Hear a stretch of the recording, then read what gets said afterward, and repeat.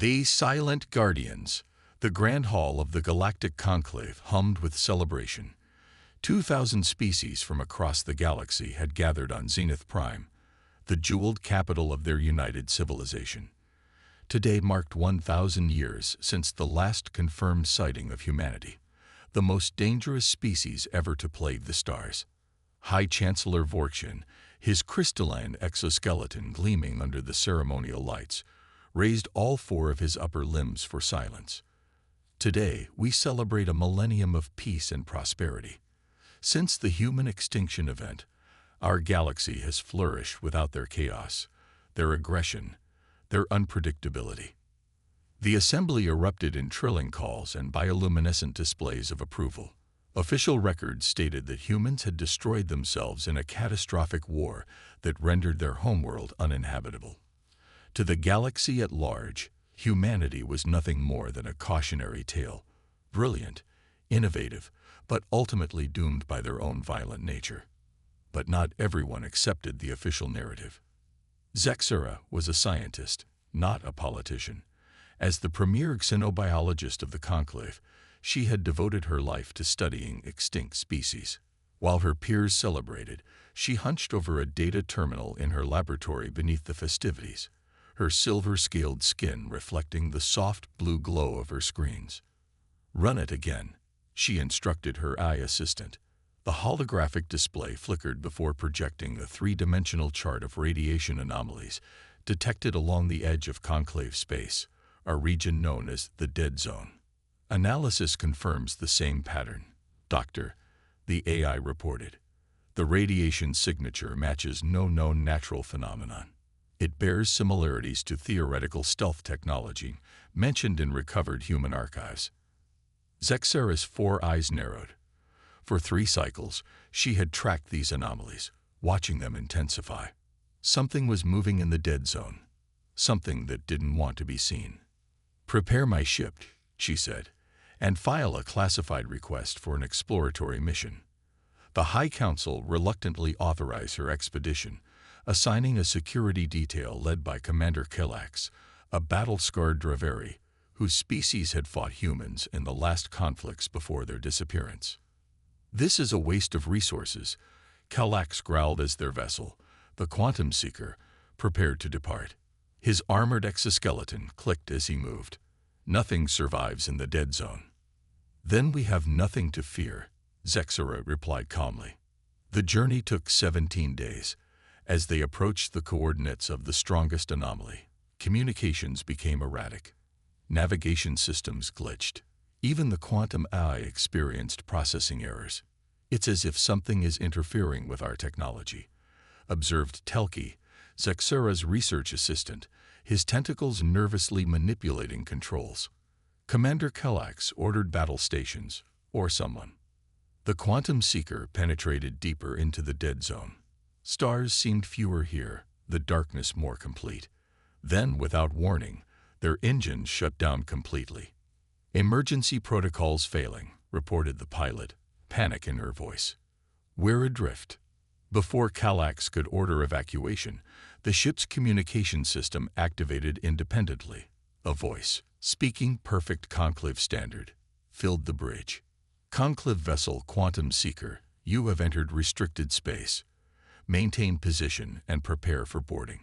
Silence fell across the bridge. That voice, it couldn't be. "Humans," whispered Killax, his battle instincts sending electrical currents through his armor. "That's impossible." Through the viewports, a vessel appeared where moments before there had been nothing but empty space. It was sleek, dark, and unlike any design in Conclave records. No visible engines, no conventional weapons, yet the sense of immense power was unmistakable. Within minutes, the unknown vessel had docked with their ship. Despite Killax's protests, the airlock cycled open of its own accord. Standing there were 3 figures in seamless gray armor, their faces hidden behind opaque visors. The central figure stepped forward and removed its helmet, revealing features that sent shivers through every alien present. Smooth skin, bilateral symmetry, forward-facing eyes. "Human.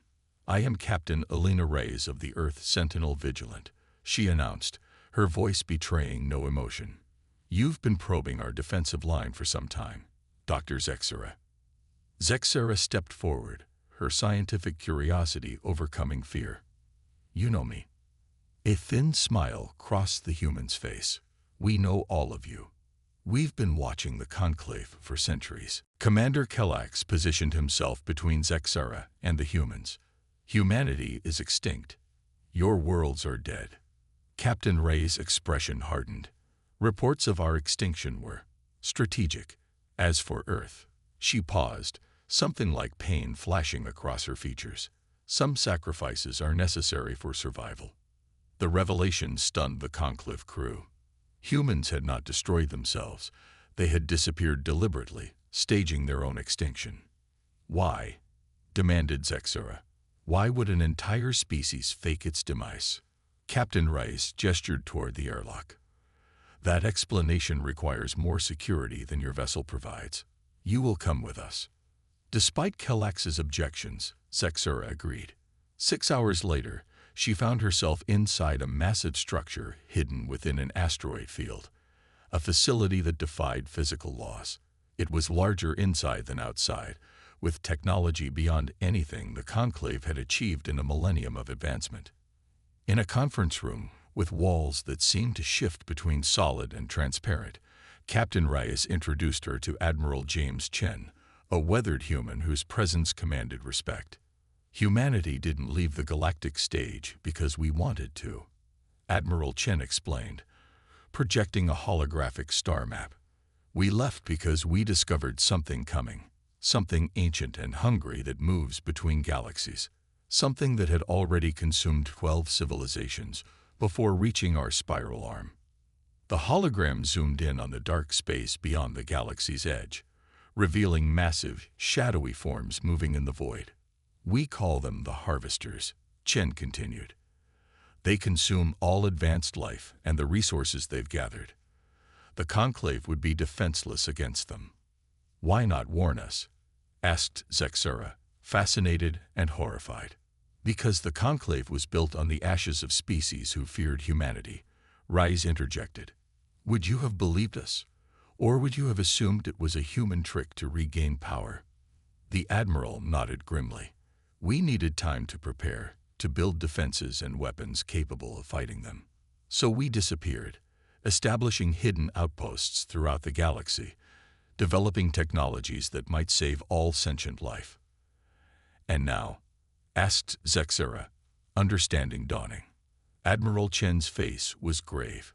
"Now they're here. The Harvesters have reached the outer rim. We can no longer wait in the shadows." As if on cue, alarms blared throughout the facility. A junior officer burst into the room. "Admiral, they've breached the Crimson Line." Harvester Vanguard detected approaching conclave space.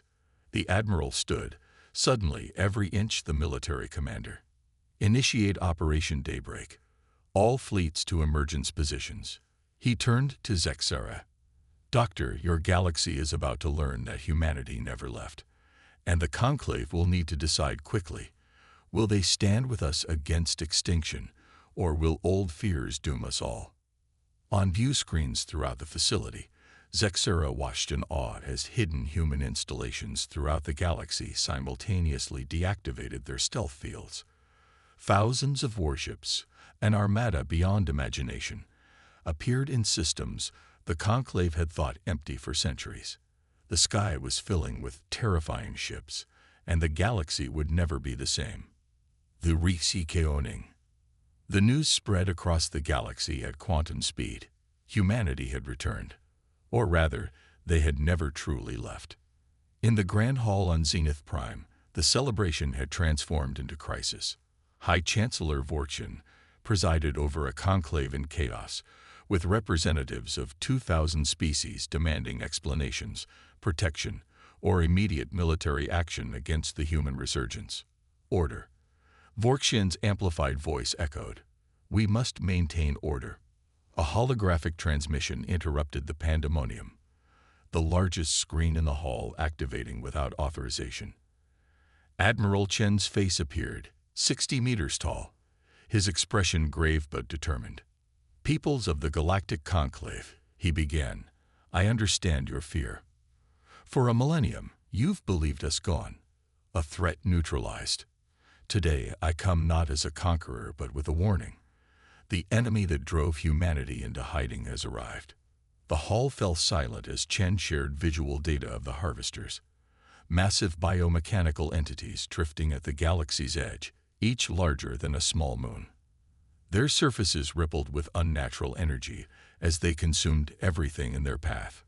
Matter, energy, even the fabric of space-time itself. These entities have destroyed 12 galactic civilizations before discovering ours, Chen continued. Humanity withdrew from galactic society to prepare defenses without causing mass panic. We've spent 1,000 years developing weapons and strategies to combat this threat. Vorkshin's crystalline form shimmered with agitation. "Why should we believe this convenient story? You appear with an armada and tales of invisible monsters just as we celebrate your extinction." Before Chen could respond, another transmission cut in, this one from a conclave outpost in the Rigel sector. The feed showed only static, punctuated by desperate screams and glimpses of something massive and dark consuming a space station. "This is happening now," Chen said softly after the transmission died. "The harvesters have begun their feast." Within hours, reports flooded in from 17 systems along the galactic rim. Colonies going dark, planets being enveloped in darkness. The threat was real and advancing faster than anyone had anticipated. The Conclave Council convened an emergency session with human representatives present, physically, for the first time in a millennium. Dr. Zexera stood beside Captain Rice, advocating for cooperation despite centuries of mistrust. If humanity wanted to conquer us, Zexera argued to the Council, they could have struck at any time during the past 1,000 years. They'd had stealth technology we couldn't detect and weapons we can't comprehend. Yet they revealed themselves only when this threat arrived. Commander Kallax, who had returned with Zexara, reluctantly agreed. Their combat capabilities exceed our most advanced systems by at least 3 centuries of development. If they are our enemy, we have already lost. If they are allies, we may yet survive. The debate was rendered moot when the harvesters attacked Zenith Prime itself. They materialized from subspace, 3 colossal entities that immediately began draining energy from the system's sun. The Conclave Defense Fleet, the most advanced in known space, fired their most powerful weapons to no effect. Admiral Chen's voice came through all communication channels. "Fall back and regroup. Your weapons cannot harm them. I repeat, fall back and regroup." Human fleet moving to engage. From quantum space emerged 500 human vessels, each bristling with technology the Conclave had never imagined. They moved in perfect coordination, forming complex 3-dimensional patterns around the harvesters. "What are they doing?" Vorkshin asked as the Council watched from their emergency bunker.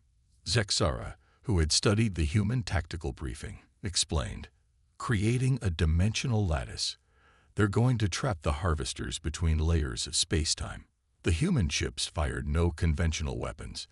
Instead, they generated fields of energy that warped reality itself. The harvesters, seemingly invincible moments before, writhed in distress as they found themselves bound in a prison of twisted physics. But the victory was short-lived. One harvester broke free, lashing out with tentacles of dark energy that sliced through 3 human vessels. The dimensional lattice weakened, threatening to collapse entirely. They can't hold them, Kallax realized. Even their technology isn't enough. That's when Captain Rice, standing beside the Conclave leadership, made a decision that would change galactic history. She activated her neural interface, connecting directly to Admiral Chen's command network. "The resonance protocol," she said simply. "We need the Conclave." On the main screen, Admiral Chen nodded gravely. "Understood." Initiating synchronized quantum interface. Reyes turned to Vorkshin. "Chancellor, humanity's technology alone cannot defeat them. But we discovered something in our millennium of preparation, The harvesters are vulnerable to certain harmonic frequencies when generated by diverse biological consciousnesses working in synchrony. What does that mean? Demanded Vorkshin. It means, Rides explained, that your 2,000 species, neurologically linked through our technology, could create a resonance pattern the harvesters cannot resist or adapt to. We have the technology. You have the biological diversity we lack. Vorkshin hesitated, understanding the implication. You want us to link our minds to your machines, after centuries of distrust. Yes, Rise answered simply. Extinction makes for strange allies, Chancellor. The decision was made in moments. Facing annihilation, old fears seemed hollow. Across Zenith Prime, representatives of the Conclave connected to human quantum interfaces. Their diverse neural patterns, channeled through human technology, created something unprecedented. A consciousness resonance that manifested as visible energy between the embattled ships. The effect was immediate and devastating. The harvesters convulsed as the resonance tore through their unfathomable biology. Where conventional weapons had failed, this synthesis of human ingenuity and alien diversity succeeded. The entities began to disintegrate, their matter-consuming abilities turned against them by the harmonic attack. As the last harvester collapsed into itself, creating a temporary dimensional rift that quickly sealed, a stunned silence fell across both human and conclave forces. Admiral Chen's voice, tired but resolute, broke the silence. This was only their vanguard. Their main force is 6 months behind, at least 100 times larger. In the conclave emergency bunker, Captain Reyes extended her hand to Chancellor Vorkshin, a gesture from human history, signifying agreement and trust. 1,000 years ago, she said, the galaxy feared humanity's unpredictability, our aggression, our relentless innovation. Today, those same qualities might be the only thing that saves all sentient life. Vorkshin's crystalline appendage met Raya's hand in a historic gesture. We judged your species extinct and celebrated your absence. Now we must learn to fight alongside the ghosts we feared. Across the galaxy, humanity's hidden fleets emerged from the shadows, revealing bases and shipyards concealed for centuries. The sky filled with terrifying ships. But for the first time in a millennium, their presence brought not fear, but hope. The true war was just beginning. But now, they would face it together.